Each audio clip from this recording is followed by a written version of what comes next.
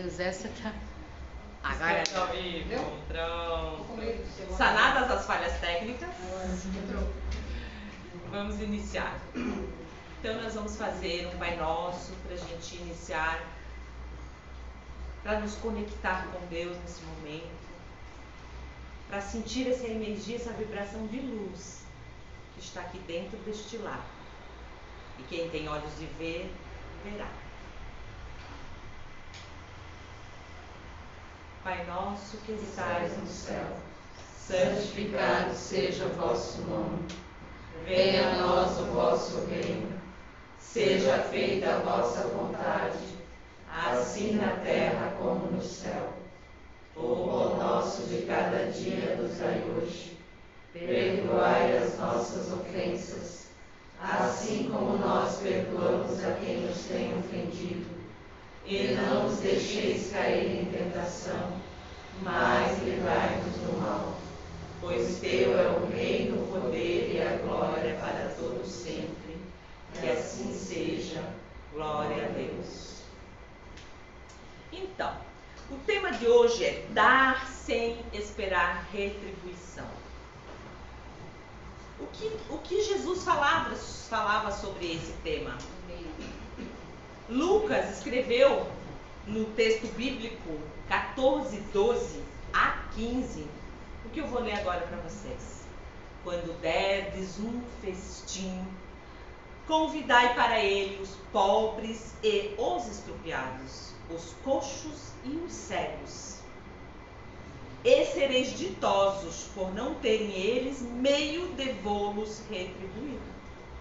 Pois isso será retribuído na ressurreição dos justos. Um dos que achavam à mesa, ouvindo essas palavras, disse-lhe: Feliz do que comer o pão no reino de Deus, sem precisar retribuir. Então, essas palavras, a gente sabe que Jesus falava através da simbologia, através das parábolas. Então, para a época, ele queria mais era causar um impacto naquelas almas, que provavelmente eram nós, né? Que estávamos lá há 2000 anos atrás. Porque só meio que não vou dizer na força, mas meio assim que no impacto que as pessoas conseguiam entender algumas coisas. Quando ele falava aqui os estrupiados, os coxos, os cegos, não era literalmente, claro que também essas pessoas, mas não era literalmente esse tipo de pessoa. Ué? Eu achei que era aqui a internet que estava. Ele falava das pessoas, os sofredores. Ele falava dos sofredores de todos os tipos de sofrimento. Morais, espirituais, obsessão, morais, físicos. Então ele falava de todos. Às vezes a gente não precisa ir muito longe para ver essas pessoas. A maioria das vezes eles estavam no nosso próprio lar. Aqui ele fala, lembrando que na época não foi aleatória a escolha dos apóstolos. Não foi um acaso. Jesus chegou lá no local onde se encontravam os pescadores e foi lá, não, esse. Não. Isso aí já é um contrato de alma. Isso já é um contrato de alma. Porque ele sabia que aqueles 12 apóstolos entenderiam o que ele fala e passariam a mensagem dele de uma forma limpa. Mas nem todos compreenderiam. Pense ele falando em reencarnação. Já quando ele veio com essa máxima, amai-vos uns aos outros, amai-vos seus inimigos, já foi um horror. Pense ele em falar que você teria que voltar várias vezes, quantas vezes necessária para a sua evolução. Tinha coisas que Jesus falava só na particularidade com os seus apóstolos, tanto que alguns colocaram suas mensagens nos livros bíblicos, outros estão nos livros ocultos, né? Mas existem esses diálogos que ninguém aqui teve acesso e que a espiritualidade aos pouquinhos está abrindo para nós.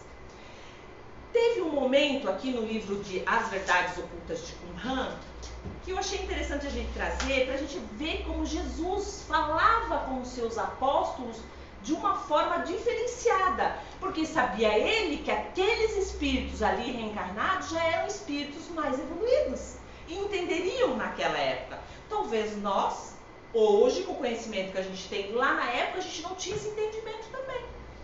Então não teria como falar de uma forma tão liberada como a gente aqui hoje em pensamento, em energia, em reencarnação, em amor, como a gente fala dessa forma assim, muito aberta, que todo mundo aqui entende. Quem não entende, pelo menos o inconsciente assimila e aquilo vai sendo refletido no decorrer da sua existência.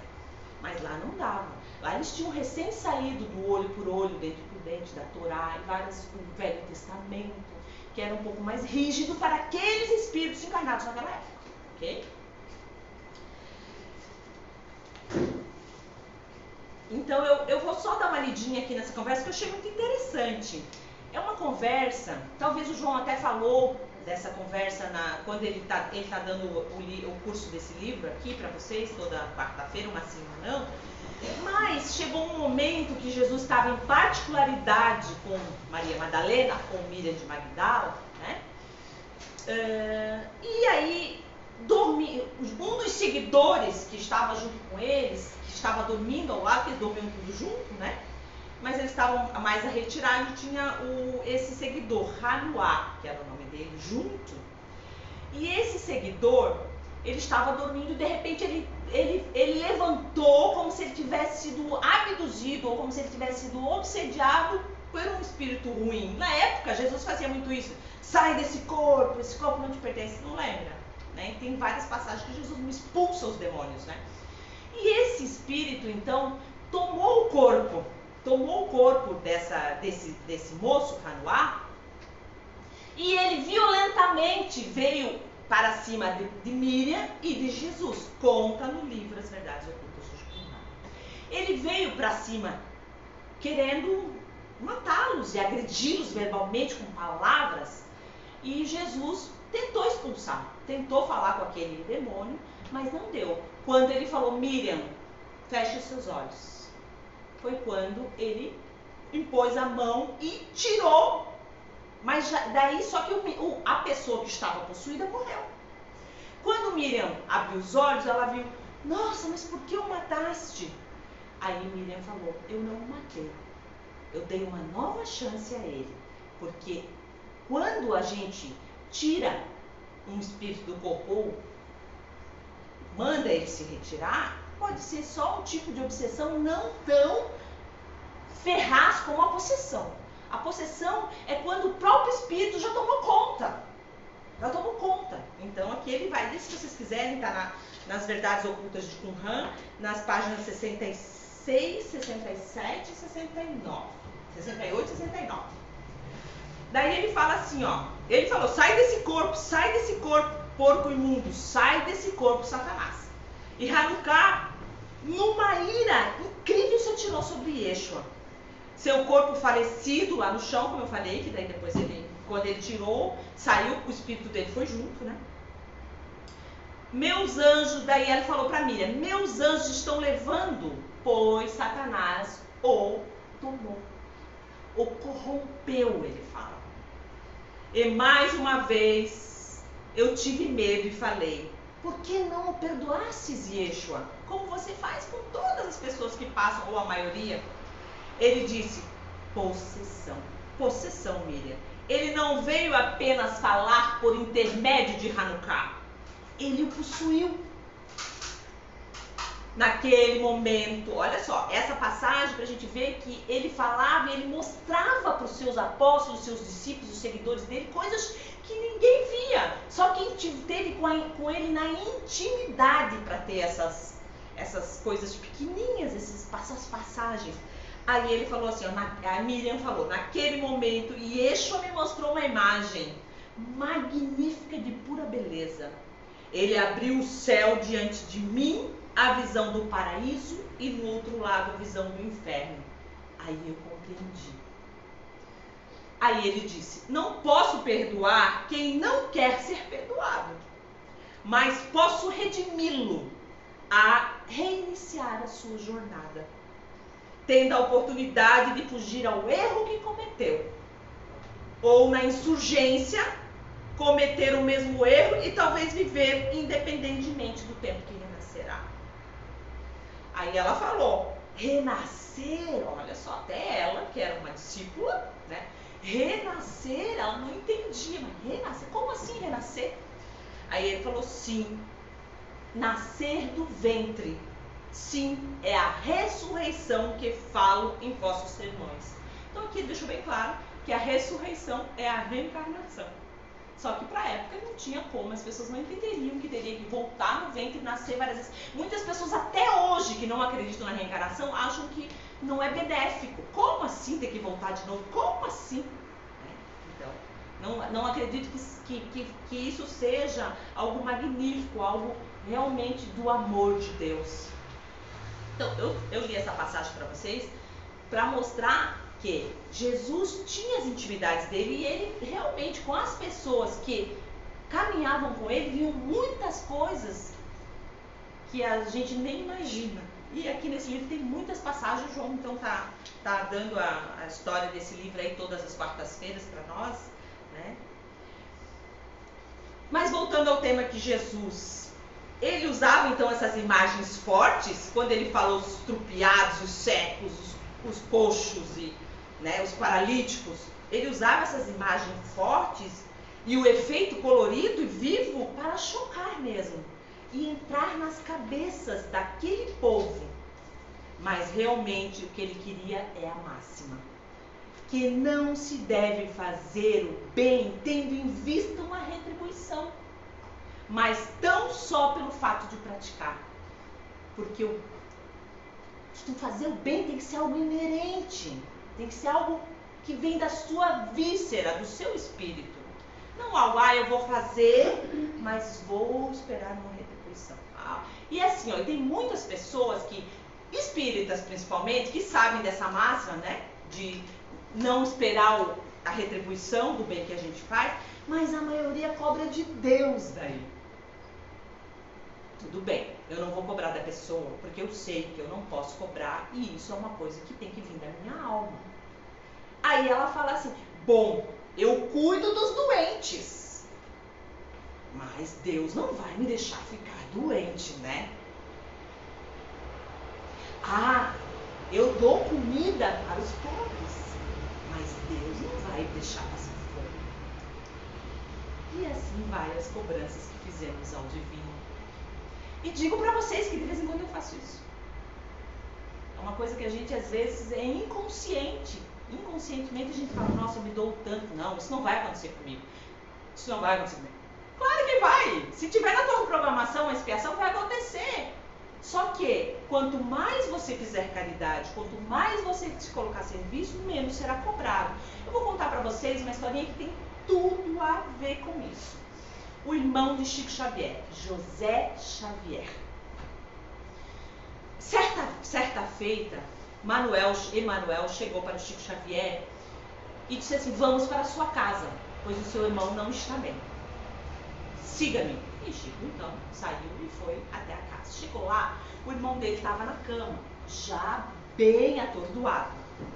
E Emanuel olhou para Chico e falou, seu irmão, ele teria que ficar 14 anos em estado vegetativo nessa cama, porque chegou a data da expiação dele. Mas, Chico, há 14 anos, enquanto você não está em casa, que você está trabalhando, ele recebe todos os estrupiados, os sofredores aqui nesta casa, e da forma dele, ele consola, diz o horário para voltar. Há 14 anos ele está a serviço da espiritualidade. Portanto, eu vou levar este pedido aos meus superiores para conceder essa dádiva para esse seu irmão, para que ele não passe esses 14 anos na cama, tendo em vista que ele serviu por 14 anos. Aí Manuel foi. Meia hora depois ele voltou. Chico, ganhamos a concessão, vamos levá-lo. Vamos apagar a consciência dele. Ou seja, em vez dele ficar 14 anos numa cama, sem se mexer, com problemas cerebrais, sem falar, dando ainda aos parentes toda aquela, né, não um incômodo, mas o cuidado, né, para que cuide dele por 14 anos, então, pelo bem que ele fez, sem esperar retribuição. Por isso que fala, não se espere retribuição. Dê por dar. Porque isso faz parte da nossa alma. Então, a espiritualidade levou o irmão de Chico, e ele acordou muito bem no espiritual sem ter que passar por 14 anos no estado vegetativo. Nesse caso, a caridade é tão importante que mudou o destino das pessoas. A caridade foi tão importante para esse irmão de Chico Xavier que mudou o destino deles, gente. Olha quão importante a gente nos doar.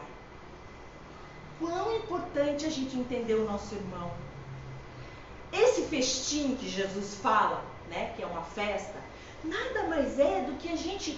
O festim quer dizer a tua fatura, a tua abundância. Nada mais é do que partilhar a nossa abundância com o próximo. Às vezes a gente dá uma festa e aí a gente tem que escolher as pessoas que a gente vai levar para a festa. Ou às vezes a gente não... Às vezes, a maioria das vezes, nós escolhemos as pessoas por afinidade e por... Talvez a gente quer alguma coisa em troca.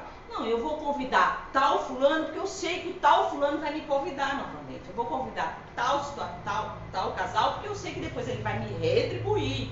Ou eu tenho algo a ganhar com isso. E às vezes a gente deixa aqueles nossos irmãos, parentes, que não vão poder te dar nada em troca. Mas pelo simples fato de você estar auxiliando eles na sua casa, isso é a verdadeira caridade. Porque eles vão vir lá e vocês sabem que eles vão comer, vão fazer tudo, quiçá levar uma marmitinha, mas de jeito algum você vai conseguir voltar na casa deles para fazer o mesmo banquete, porque eles não têm condições. E você se sente satisfeito em fazer isso por eles. Não é importante? Então é isso que Jesus fala quando dos estrupiados, dos cegos, né? O sentido da felicidade é a gratuidade da alma, do coração. Quando nós damos isso gratuito. Vocês não têm noção da maior felicidade que é quando você vê, assim, fim de ano, quando a gente faz o Natal das crianças, que a gente vê aquelas crianças que talvez não teriam nem condições de comprar um brinquedinho, receber aquilo. Não existe dinheiro no mundo que compre este sentimento. Não existe. Não existe. Pode procurar. Porque casas cheias, afortunadas, nem sempre são felizes. Casas pequenininhas, condensadinhas, com o mínimo necessário, às vezes tem uma felicidade. O sentido do céu é a alma que sabe ser generosa. A generosidade de dar sem esperar nada em troca. É fazer o bem porque é uma obrigação da alma. E também esperar a retribuição de Deus. Esperar, não pedir, porque vai vir, é a lei, a lei. Quanto mais você doa, quanto mais você dá, isso volta a você, mas sem cobranças. Porque no meio dessa volta existe expiação. Existem várias coisas que eu ainda preciso expurgar da minha alma. E quando eu fico cobrando, porque eu estou lá me dedicando, não pode acontecer isso comigo. Pode sim, por que não? Se for por teu crescimento, vai acontecer. Por isso que eu digo, aquele reconhecimento meio que oculto que a gente tem, né? Eu não estou cobrando as pessoas mais, né? Lá no meu... né? Não cobra do ser humano, mas de Deus a gente está sempre cobrando. Cobrando. E aí? E aí, Deus? E agora vai vir, né? Não, 2021 acabou. 2022 vai vir, né? E a gente fica, né? Vai vir. O que a gente está fazendo para que venha? O que a gente está fazendo para que venha? Então, se alguém não faz o bem para nós, eu também não vou fazer para ele? Se alguém não me dá, eu também não vou dar? Se alguém não me ajuda, eu também não vou ajudar? E isso é uma mentalidade mundana. É perversa até. É uma mentalidade de quem não conhece o Evangelho e não mergulhou no amor misericordioso de Deus. Deus é 100% amor. Então nós não damos nada para Ele. Por que Ele nos dá a vida? Porque Ele nos permite estarmos aqui. Por que Ele nos dá alegrias de ter um filho? E nós cobramos tudo, principalmente do divino, dos nossos guias. Nós estamos o tempo todo cobrando. Mas por que isso comigo? Só acontece comigo? Porque a gente não está olhando o outro. Porque a gente não está observando para fora da caixinha. Estamos dentro da caixa preta achando que tudo acontece conosco. Meu Deus, passou, eu não falei nada. A generosidade é dar sem esperar nada em troca. É fazer o bem porque é uma obrigação da alma. O nosso Deus, Ele não faz o sol nascer todos os dias. Para os justos, os injustos, os que se sentem filho dele e os que não se sentem filho dele.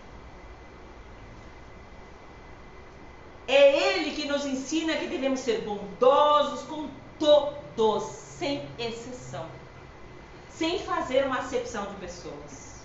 Pelo contrário, já que a festa, o festim é a expressão da felicidade, da alegria, devemos fazer essa festa quando encontramos o pobre, o necessitado, o cego, o coxo, o desconhecido. Quando encontramos alguém a quem vamos dar o melhor de nós. Se for para fazer meia boca, não vamos fazer. Se é para fazer, vamos fazer presente. O melhor que a gente possa dar naquele momento. Porque às vezes aquela pessoa, nós nunca mais vamos encontrar ela. A não ser no festim celestial.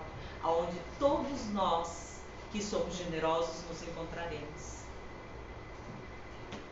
Eu tenho para vocês uma... Vou contar essa historinha para fechar, que é uma historinha também de Chico Xavier, mas ela é um pouquinho grande, mas é muito legal. É de uma cunhada dele, é a Dona Maria Penha, é o nome dela, Maria Penha, que era viúva de Raimundo, irmão de Chico. Julgava este que era um mão aberta. Não era muito crente nesse dar e receber. Ela não acreditava. Certa manhã, em que, sobremodo, sentia a missão do Chico, que muito estimava, disse: Chico, não acredito muito nessas suas teorias de servir, de ajudar, de dar e sempre sem uma recompensa. Não vejo nada que você recebe em troca do que faz, do que dá e do que realiza. Sempre estás pobre. Falando para ele, bravo. Mas tudo quando... Daí Chico fala. Mas tudo quando fazemos com sinceridade, amor no coração, Deus abençoa. E sempre que distribuímos, que damos com a direita sem que a esquerda vê, fazemos uma boa ação. E mais cedo ou mais tarde, receberemos o repouso do Pai. Lembre-se que Deus falou que não é aqui que nós vamos gozar da felicidade. Pode crer que quem faz o bem, além de viver do bem, colhe o bem. Isso é a ressonância, né? Se eu faço bem, o que sai de mim, a mim vai voltar. Então vamos experimentar, disse ela. Tenho aqui 2 chuchus. Isso é a teoria do chuchu, tá? Tenho 2 chuchus. Se alguém aqui aparecer, vou dar esses 2 chuchus e vou ver se depois eu receber de volta. Claro, gente, que esse texto ele está no livro Esperança, de Chico Xavier, ditado por Emmanuel, que a espiritualidade fez tudo isso acontecer para ela cair na real. Ainda bem... para ver se eu recebo 2. Ainda bem, ainda nem eu tinha acabado de falar quando a vizinha do lado esquerdo do muro chama: Dona Maria, pode me dar ou emprestar 2 chuchus? Olha para ver como a espiritualidade faz isso. Pois não, minha amiga, aqui os tem, faça deles um bom guisado. Daí a instante, sem que pudesse refazer-se da surpresa que tivera, porque recém tinha falado pro Chico Xavier que ia doar os 2 chuchus para ver se ia ter retribuição. Do lado direito, também pelo muro, a mulher chamou ela e ofereceu 4 chuchus. Isso foi em questão de 10 minutos. Ela deu 2, ela recebeu 4 chuchus.